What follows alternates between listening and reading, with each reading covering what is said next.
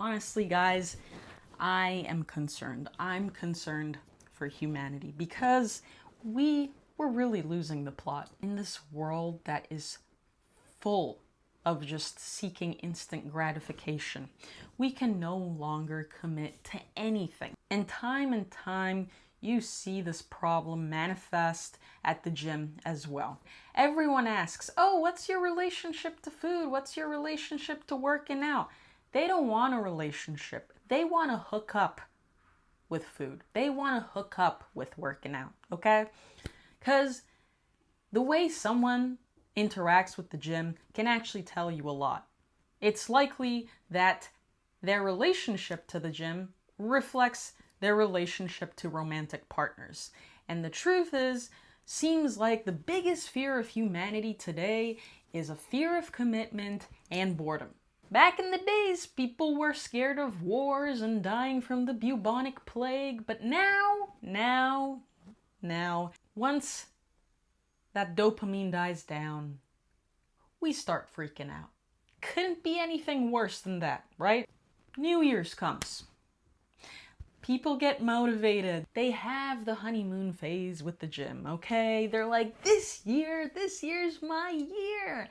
And then 1 month passes, the honeymoon phase dies down, and when they realize that the gym wasn't the cure to all of their problems and their crippling depression and anxiety, they quit. Just how people break up with someone when the honeymoon phase dies down and they realize that that person that they were so infatuated with and put on a pedestal is actually just a regular human being with flaws.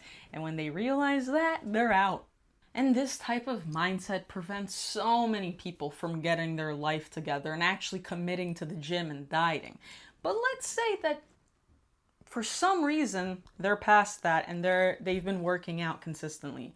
Well, chances are that they've just been stuck in beginner mode forever. Why? Because they start a new program and it gets boring eventually. Program hop, they don't see progress on an exercise for 2 weeks, think they're plateaued, change exercises. Like, what? We are really losing the plot. If you cannot commit to a program for at least 2-3 months, if you cannot commit to a certain exercise for 2-3 months, how are you going to grow?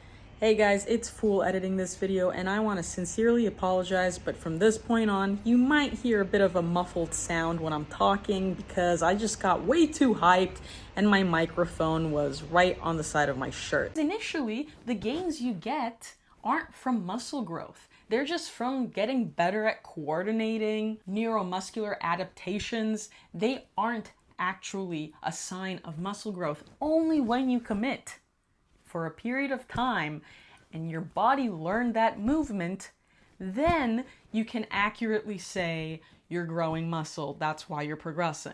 But people never get past that stage because they are trying to be fuckboys at the gym. Listen, I've been in a 7-year relationship. I'm 25 years old, spent almost a decade with someone, and I've only lived 2 decades of my life. People constantly ask me, oh my God, but aren't you bored? Yeah, and be bored a little bit. Is that really your biggest fear? Your biggest fear in life is boredom. Come on, we need to grow up. How about you stop doom scrolling on Instagram and be bored for once? And the thing is, I feel like my answer is controversial to people because I don't know what they're expecting. They're expecting, no, me and my boyfriend, we just have such a special connection. We never get bored with each other. Every moment is magical. That is not realistic. If those are your expectations for a relationship, of course all of your relationships will fail.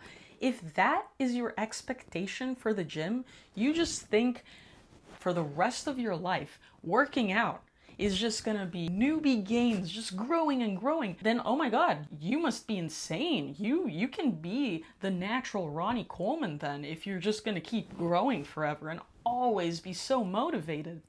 People need to lower their standards, and that's okay. The gym is just one part of your life. It has benefits. It's worth doing, and it can be very fulfilling. But you need to realize that it's not going to solve all of your problems, and sometimes you're going to hate it. Sometimes you're going to get bored, but you still do it anyway because you know the benefits. You see the benefits. That's how I view my relationship. I can't expect one person to constantly entertain me for my entire life. And by the way, like, that is really what makes the connection so meaningful. Because if your relationship is never tested, then how do you even know you have a genuine commitment, a genuine connection? There's temptations all the time. There's value in knowing that those temptations exist, but regardless of those temptations, you still commit. There's 8 billion people in the world. Is there a person that might listen to me better than my boyfriend, that we might get along better, that we have better gym sessions, whatever? Sure. But why does that matter? Because I'm happy with my boyfriend. We've built a meaningful connection. Why would I let go of that? Same with working out. You've stuck to a program, okay? Is there a program out there that maybe yields better results for you? Maybe you respond to high volume better than low volume. Sure. But why does that matter? Because if it ain't broke, don't fix it. Could you be getting like 2% better gains by doing something else? Sure. But if you're already making reasonable progress, and reasonable, most people don't understand what reasonable is to begin with, don't change it. Just stick to it. It's yielding you progress, so just stick to it. Why does it matter?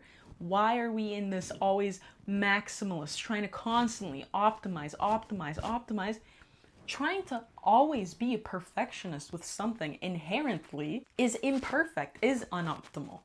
Because then you're just in high cortisol mode all the time when you could just be chill and be low cortisol and say, you know what? Yeah, my relationship isn't perfect, but it's meaningful. It gives me joy, so I'm going to stick to it. The gym, yeah, it didn't cure my crippling anxiety and depression and all of my problems, but it still yields benefits for me. And is it boring sometimes? Sometimes I don't want to do it, sure, but what's the alternative? The alternative sucks. The alternative is to just be chasing this idea you have in your mind that you don't even know is real. So anyway, this was a rant. But come on, guys. Come on. Please. I can't just see people rotting away like this. I don't want humanity to rot away. We need to actually learn to commit to things. Commitment is good, okay? Commitment is what's going to really give you meaning. Because once you commit to something, you can go ever so deep into that and grow that relationship. You can take your squat from 100 kilos to 300 kilos. I mean, that's crazy, right? But if you always change exercises, well, your squat is going to always stay mid. Sure, is the squat boring sometimes? Yeah, sometimes the squat is boring, especially if you keep doing it. But at the end of the day, you're growing deeper with it. You're getting stronger, and it's cool to be able to say you have a 300 kilo squat. That's insane. Most people can't say that. Just how, when you commit to someone for long enough, that's something I'm proud of. I'm proud of that because most people can't say that. I have an ever so growing relationship where me and my boyfriend are just becoming symbiotic. We are one person almost. And people who just want to hook up, sure, that person might be new, they might be novel, but you never get to know a person truly. And all of your relationships are just superficial. And is that what really makes you happy? Do you just want your squat to be 80 kilos for the rest of your life because it was boring? Or do you want a 300 kilo squat?